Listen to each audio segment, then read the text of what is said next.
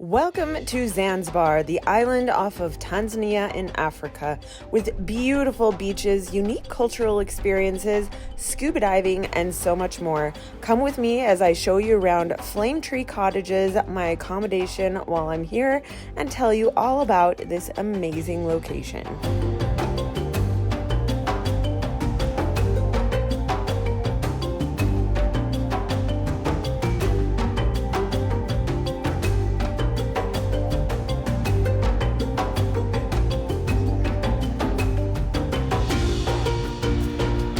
And the service here is just unreal. I'm talking a little quiet because I've got some neighbors over here, but breakfast out on the veranda. I'm overlooking the pool, and I told them, they asked me how I slept, and I said, the beds are a little firm, but that's okay. And they said, oh, well, we can switch out your mattress. I was like, okay.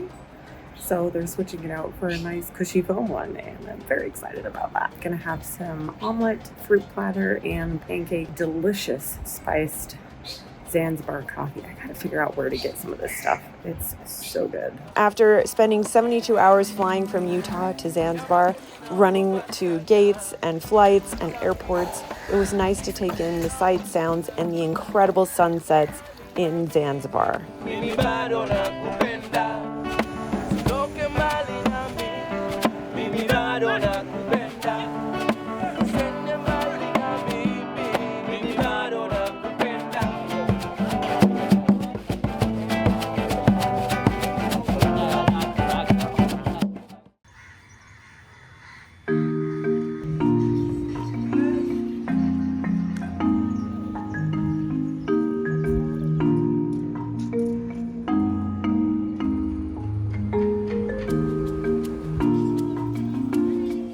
Yeah, we're done.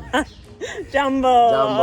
Hakuna matata. Yeah. Zanzibar, hakuna matata. So this is my friend, the governor, aka Hussein, and for like $5, he just showed me around town, and he does sunset cruises for $10. You just go right down to the beach. He's showing me the cheap places to go, helping me get good prices on souvenirs and stuff. He really is very respectful, nice guy that isn't super pushy, and so I really, really appreciate him showing me around town and helping me find a good beverage that wasn't $5. We enjoy so much here. All right. Yes. Let's Everybody go tour. like to come to Zanzibar, you're welcome. Yeah. Yes. How do you say thank you? Yeah, asante sana. Asante sana. Yeah. So this is Barraka Beach Bungalow. You can get some pretty good meals here for like $5. Governor said that all the fish is fresh. And then at night, they do a barbecue out here. The kitchen's very clean, so I think I might stop here for lunch today.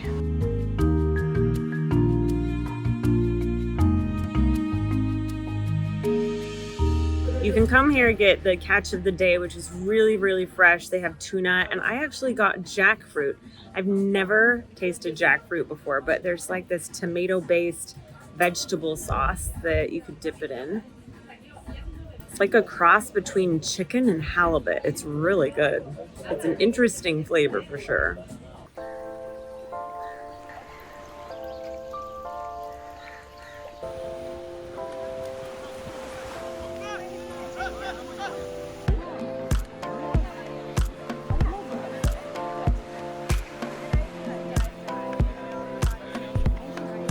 Our guide studied anthropology in Zanzibar and showed us some of the incredible designs and necklaces that the Swahili use and what their meaning was, as well as the Tinga Tinga paintings, the traditional paintings that kind of look like children's book caricatures that typically used primary colors to create the paintings because that's all they had. They were originally painted as a way to make extra money for tourists coming through the area, and now have become a cultural staple to not just Zanzibar, but Tanzania.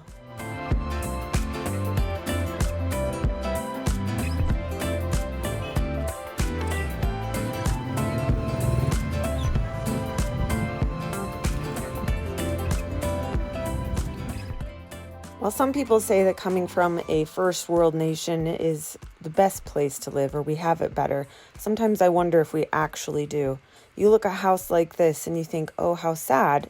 But if you remove your first world glasses and realize this is actually an upscale home and the security is just simply a rock in front of a door, letting you know that they are home. We may have more technology and ways of making money to better our lives in first world nations. However, I feel like we are even more disconnected. And going to places like this, you see how important community is and how much they really do help each other out. So in some ways, maybe they actually have it better. Good early morning. This is the most peaceful thing. Just watching the boats go in and out with their daily routines, seeing the dhows, the traditional wooden boats, sailing across the water with the sun hitting the sail. It's so beautiful and so peaceful. And this is totally worth it to wake up early for. And just to hear the ocean crashing against the wall here and the beach and the blue water with the slight chance of rain. And I think I need to go get my big camera and capture some of this. Flame Tree Cottages, it really has like everything you need. They have yoga, they have kayaks, they have kite surfing, they've got like tours that they can set you up with, and each of the rooms have AC, and then right up here on the top is where they do the morning yoga. I might do that tomorrow. I don't know. I'm not very flexible, guys. So we'll see how that works out. But yeah, I had a little bit of a cry this morning. My face is a little red just because of how peaceful it is, and just like forcing myself to slow down and just be grateful to be here and not feel like I constantly have to be working and proving that I'm worthwhile by being busy all the time. So that's where we're at. And the music last night was amazing. I think I recorded like every one of his songs. I got really tired though, and so I ended up leaving before it was over, but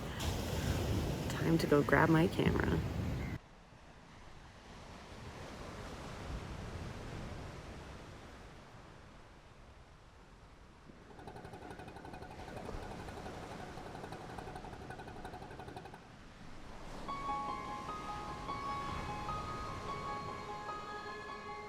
Here we go.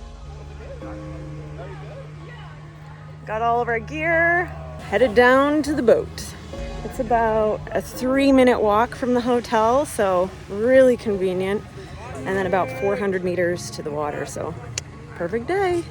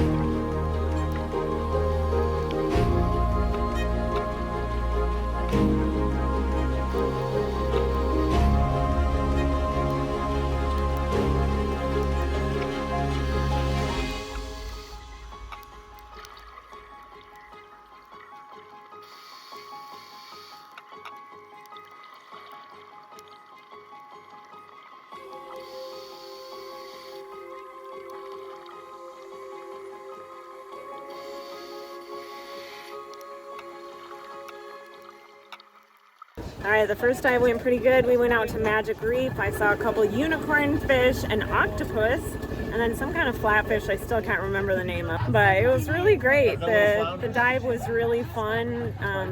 There was a little bit of current, so first dive back after a year, it was Oh, a little anxiety, but I worked through it and did pretty good. 38 minutes down there. We have one more dive and then I think we're done for the day, but just taking a break here at interval and then we'll head back out.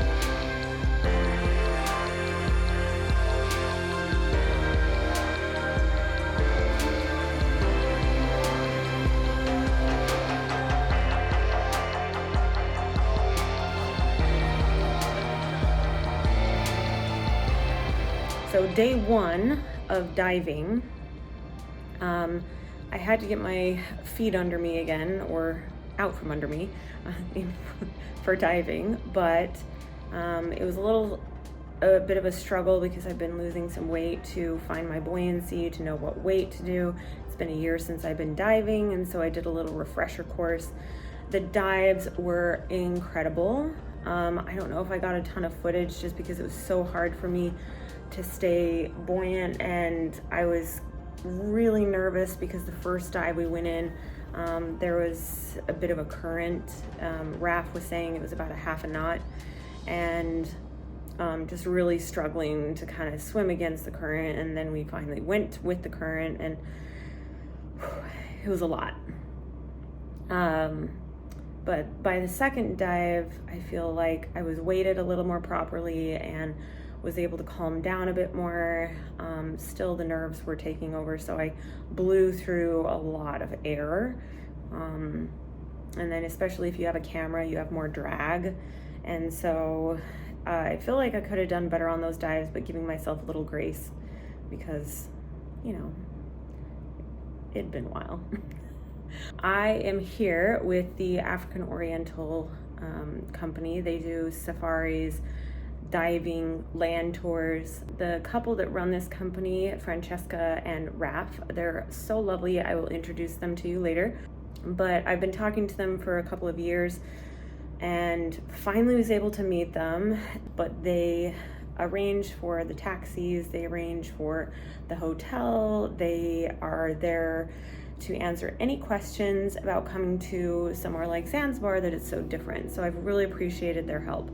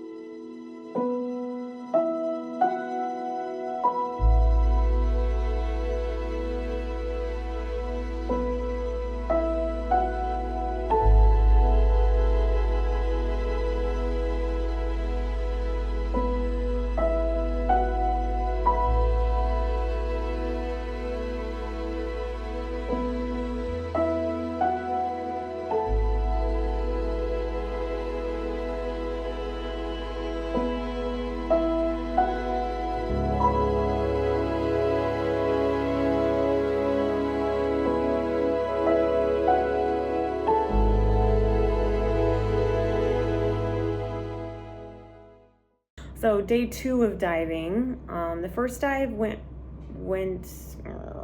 it was rough. I got down there about 5 minutes into the dive. I think one of the straps on my mask slipped, and so it filled up with water, and I panicked a little bit, but I did not swim up to the surface, which I was really proud about. The dive guide, Abdul, that was with me, he is so amazing. So amazing. And I know that's what they're trained to do, but he just has this infectious smile, is so kind, and like was talking to me most of the trip and very inquisitive about my life, and was very open about his life, and he knows the Swahili culture and the different islands, and some islands you can go but you can't come out of. Like, it was so fascinating talking to him. And so when my mask filled up, I felt really comfortable. Like, he helped calm me down. I was able to clear my mask finally, and then completed the dive, which I was so proud proud of myself about that, because that's the first time that it's happened to me where it wasn't in a training and controlled situation. And then the second dive, it went so much better. I had my weight properly distributed because I stupidly had put weight on one side of my BCD, and so on that previous dive I had kept rolling, and it was really tough to stay like buoyant again. And so by the second dive, I took some weight out, properly distributed the weight, and then put weight on both sides of my belt, and then was able to even out so much better. Tightened my mask up, was able to clear everything. Like, it was great. The second dive was great.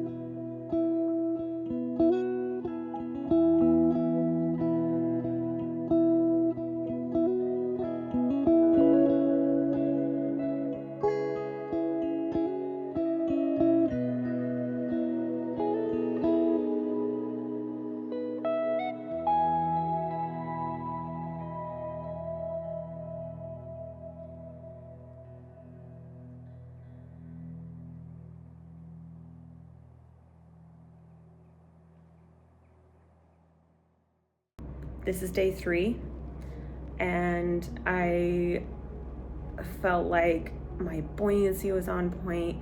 We saw some amazing stuff.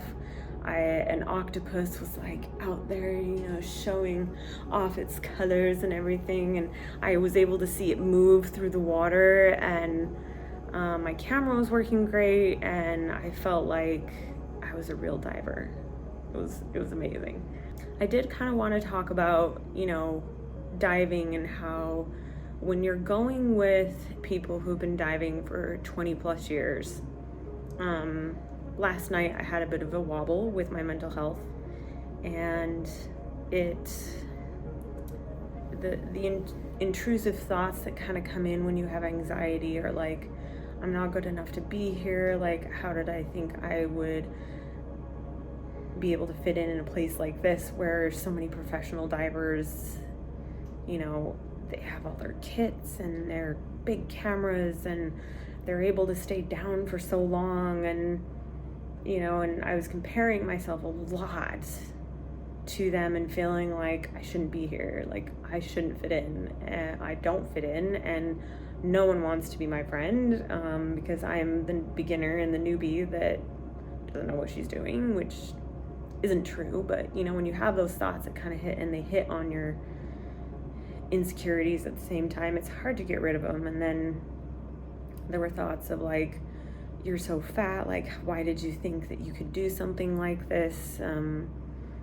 No wonder no one wants to be your friend.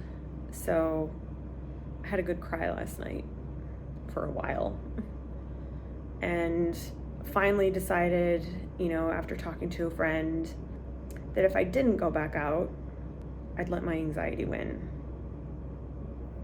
And I think it's really important to both be gentle with yourself, but also prove those thoughts wrong.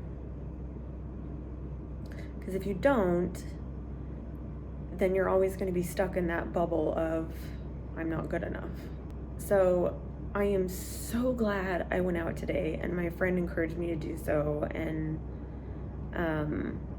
I'm so glad I went through with it. Like, I was this close to being like, fuck it, I'm not even gonna go out. Like, this isn't worth it to feel like this. And then it's when you push past that mental barrier, that last really brutal part, that I started to make friends on this dive. And there was another gal that came that was my size, and we talked, and she had such a lovely personality, and the other divers like stuck with our group. And I think, well, I like to pretend that maybe I got a little respect for how I dive, because I'm very conscientious about not running into people or coral or anything.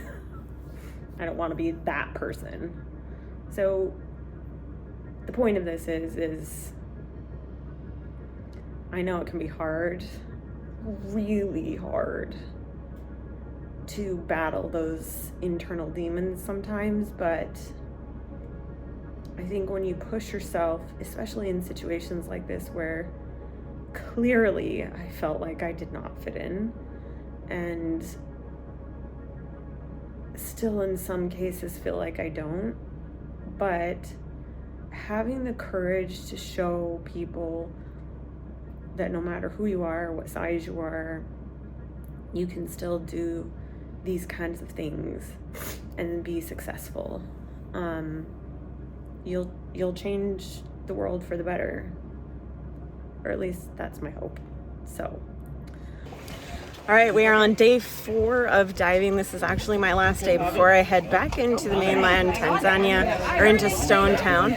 We got a great group with us today. This lovely lady and her hubby, Cecile, Carrie. God, I'm so bad with names, guys. Anyway, she's great, and Abdul is here as well. He is busy taking care of the little knick-knack tallywhacks you need for diving. But yeah, should be a good day.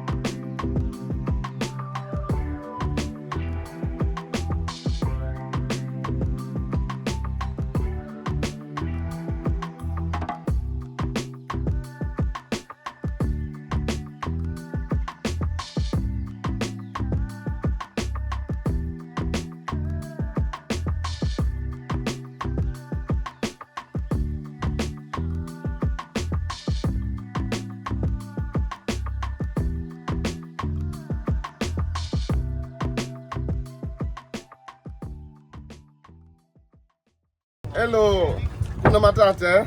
What's your name? My name is Ali. Ali. Yeah, I'm the one of the dive master of East Africa diving. So he's been with the more experienced group, but man, he sneaks up on you real quick if you're not paying attention.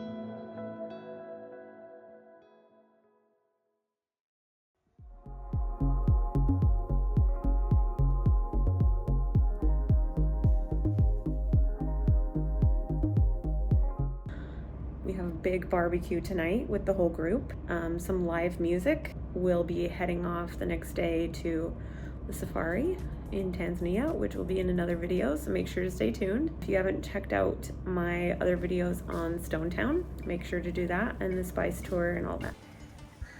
I also have some great guides on culturetrekking.com on other things to do in Nungwi that weren't included in this video.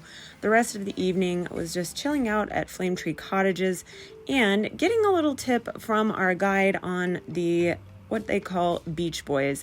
If you're visiting Nungwi as a female, just be aware that even making eye contact can get them falling in love with you and asking for a visa to come visit. Just know that they call it a canine visa, so consider yourself warned. The rest of the evening, I put the camera down, enjoyed the last moments with my fellow travelers and scuba diving new friends that I had made. And the next day was out on the boat again for one last dive before I quickly headed in to Stonetown again for my safari into Tanzania. So today is day 5 of diving. We're going to Misoli. It was the same site, one of the same sites we went yesterday where the visibility was just amazing. Yesterday we went to Misoli and as well as Coral Garden where there's some great macro, and as soon as I ascended there was a dolphin that actually swam by. Today we're going back to Misoli just because the visibility was so great. You can see like 50 feet down right to the sandy bottom, so hopefully we'll get to see the turtle that was living over there. Great crew again today. Some people opted out. It does get a little fatiguing after diving so many days in a row, but yeah, excited I got to fit one more day in. Unfortunately, on the way out to our dive site, we saw what the quote-unquote swimming with dolphins actually looked like. If you see behind our boat, there are swarms of boats that are surrounding a pod of dolphins, and some of them are trying to jump onto the dolphins as they get in the water to swim with them. I don't think this is a good practice. I don't think anyone should be supporting companies like this.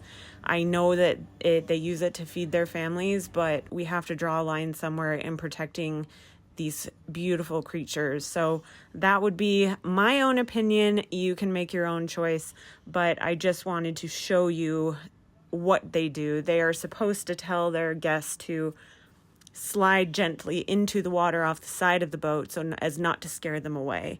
But it looked like it turned into a Wild West show.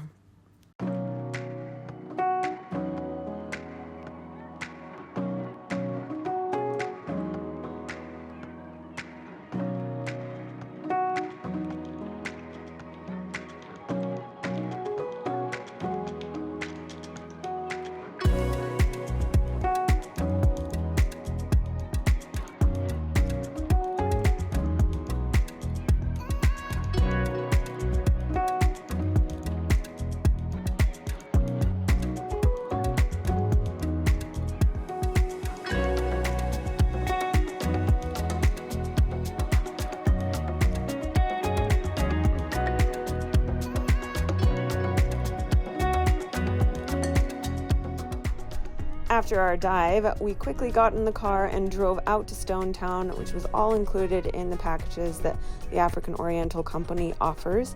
You can check their link in the description box below. We then got to Stonetown and headed over to the Travelers Cafe, where we had a beautiful sunset, watched a pod of dolphins swim by, and the dhow-boats sail into the sunset. If you have any questions, please leave them in the comment section below. I will try to answer them as quickly as possible, and I hope you enjoy your trip to the beautiful island of Zanzibar. See you next time.